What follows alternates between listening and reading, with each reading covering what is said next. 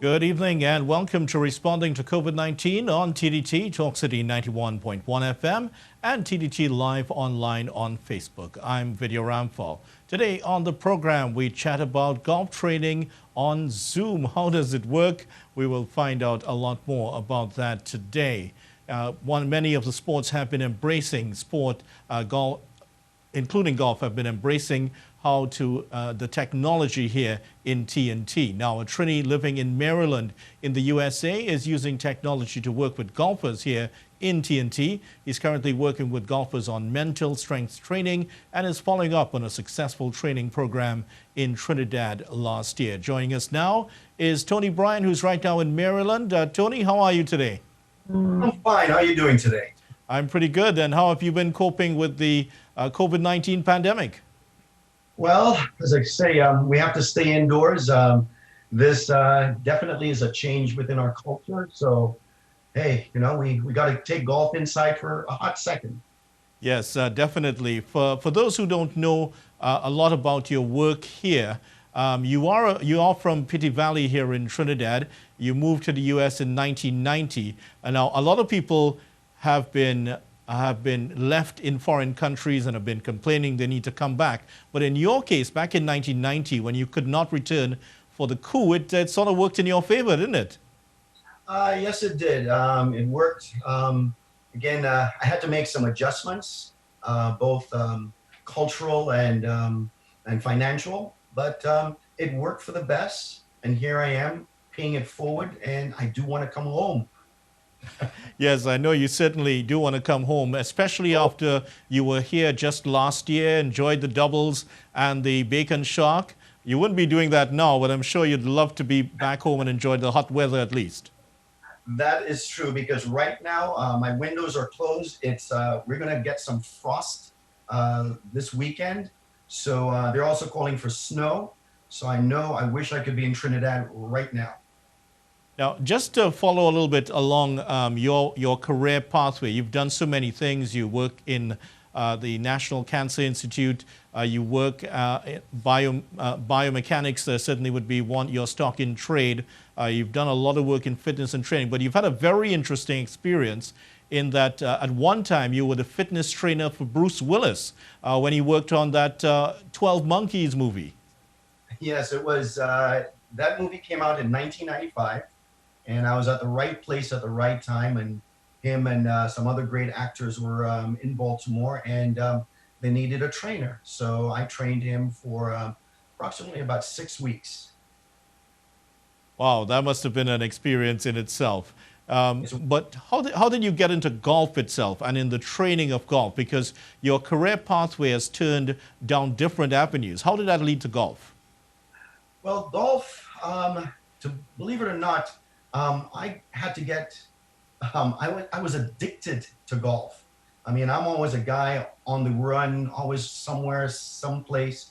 And then all of a sudden, I needed to hit this. Someone introduced me to golf. Actually, it was a Trinidadian introduced me to slowing down, and just got into golf. And from my addiction, I turned it into a passion and now a purpose as I started growing things, especially in Trinidad with Woven Path Golf Academy. So look for me soon, okay, with my colleagues. Yeah, definitely. And you were here last year doing a training program. We just want to talk a little bit about that before we get into what you're currently doing.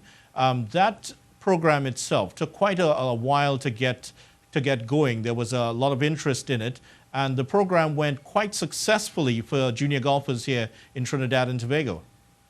That is correct. My partners, both Ronnie and Donna Marie Rowley, and I, came up with this plan of, higher education through golf. And one of the things I'm looking at is, higher education is to provide the scholarships for young people in Trinidad and the Caribbean. And the real purpose behind that is to sustain a family. So it's not necessarily to be a pro, but, when you come back to Trinidad, you have to look for a job. So through college scholarships here, we're looking at doing that. But yes, I met some amazing junior golfers when I came to Trinidad, and we did that at Millennium a week before Christmas. And I was packed, and honored to do that.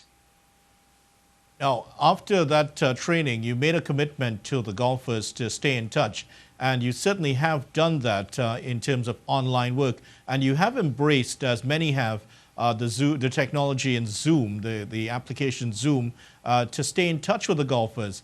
Tell me a little bit about this program you're currently doing.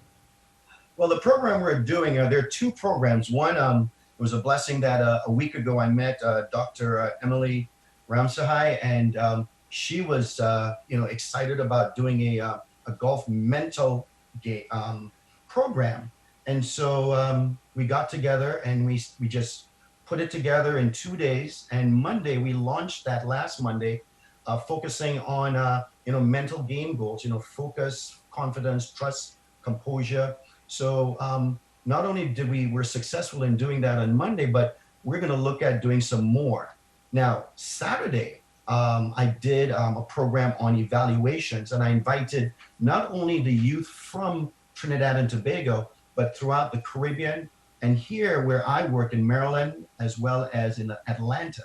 So there was this huge group of young individuals just embracing the moment we had for that 1 hour. And then also it was a good thing to see their friends, They wanted to see their friends. They got a chance to talk to them.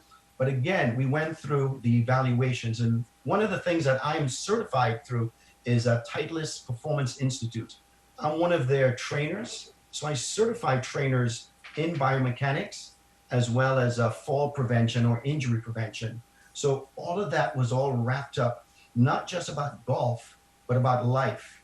So we did a lot of evaluations, not only on the golf swing, but also how do you prevent yourself from being injured, even without a golf club, So it was good. It was a good weekend.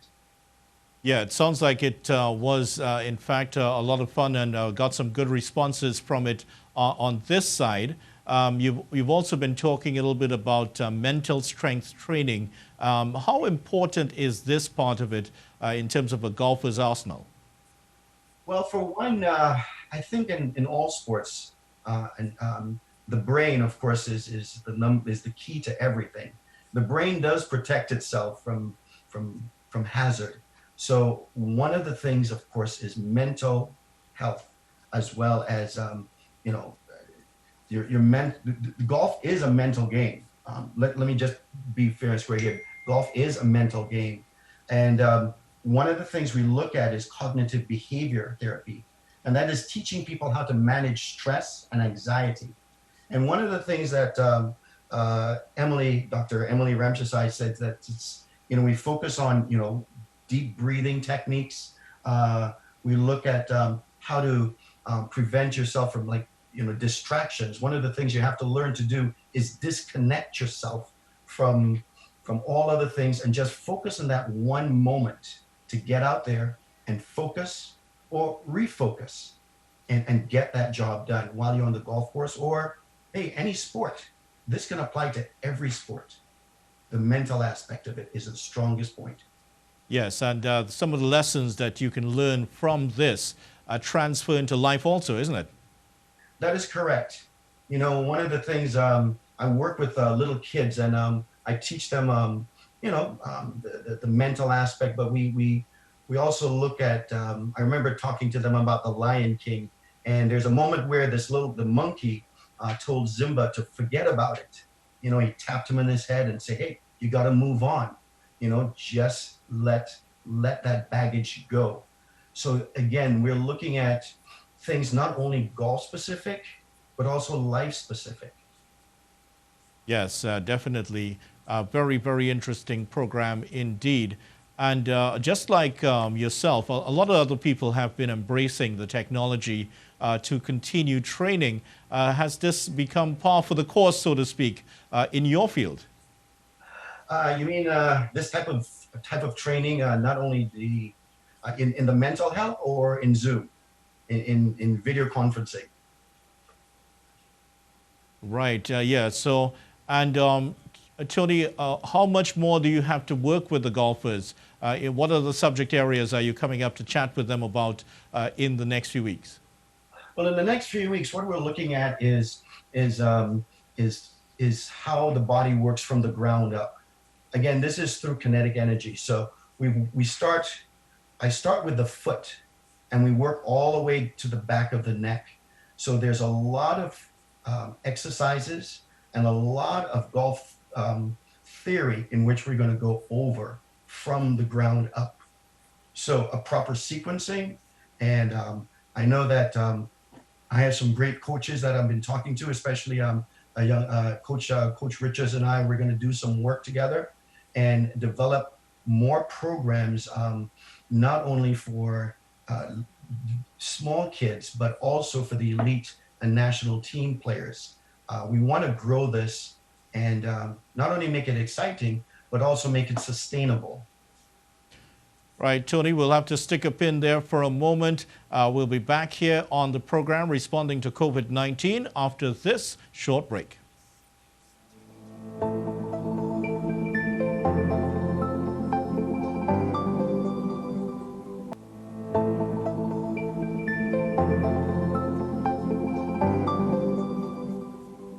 Welcome back to the Responding to COVID-19 here on TTT. Well, let's continue with our guest, Tony Bryan, who is still with us on the line from Maryland.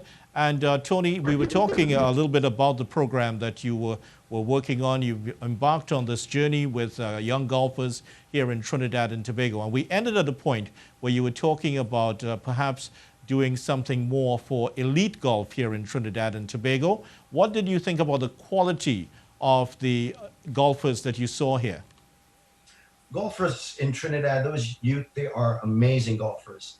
They not only are really excellent strategists on the golf course, but they are very respectable young men and women. I tell you, their parenting in Trinidad and Tobago, just keep it up. These kids are amazing. Both golfers and respectable young men and women. Yes, certainly. And the quality of the golf, I mean, in terms of the work that you've had to do, what are some of the deficits you think that you'll need to work on as you embark on this program during this COVID-19 pandemic? Well, one is, of course, is getting the right tools to them. I know that we're in short supply, so I know over time, we will get those things to those young men and women. Of course, international play. It's very hard for them to travel. But during this time, I know that we'll be working indoors with nets and different types of training programs using Zoom. But again, we do need to get out there and play at various international courses. And yeah, it's all about the funding. Hopefully we can grow and get that funding. I just want to talk to you a little bit about the technology itself. Have you found this medium of using Zoom to do training an effective medium for what you do?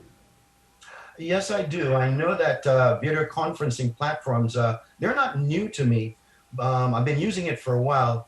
But, you know, at this moment, during this quarantine, it has evolved into other things that we're now learning, and we're developing more and more. And I think this is one of the ways in which we can go over time. I know in Trinidad and Tobago, a lot of my juniors here in the state of Maryland, we have been using this because sometimes they go out internationally and play. But this is amazing technology. It's not. This is the way to go. Yeah, it certainly does seem to be the way to go. And so we move away a little bit from the technology and the talk about that. Now, for you in Maryland itself, what have you thought about the way that the pandemic has been handled in the state that you live in? Right now, as of yesterday, we got the okay. We're in phase 1. So all golf courses are open. All recreational places are open. My county, Prince George's County here in Maryland, is one of the highest. So we're not pleased. I did tell people my house is still in lockdown, but they're just going ahead and just opening up everything, it's going to come back and bite them, I'm sure. It's sad, but yeah. So I take it you're not very happy with the opening up of the economy in your area. Yeah, it's slowly but surely. Unfortunately, a lot of businesses will not come back after 7 weeks. Some of the small businesses are not, but I know that this has changed us in many ways. So yes, it's something. All right. Well, Tony, we hope to see you back in Trinidad sometime soon. Keep up the great work. And of course, I know that the junior golfers will be looking forward to joining you this weekend on the program itself. Yes, they would. 10:30. Feel free to go to the Woven Path Facebook site, and you'll see the ID there. Okay, looking forward to it. All right, great. Nice to see you again, and we'll talk to you again soon. Have a good night. All right. Well, thanks so much for joining us, Tony, and thank you for staying with us on Responding to COVID-19 on TDT, Talk City 91.1 FM, and TTT Live online on Facebook. My name is Vidia Ramphal. Bye for now.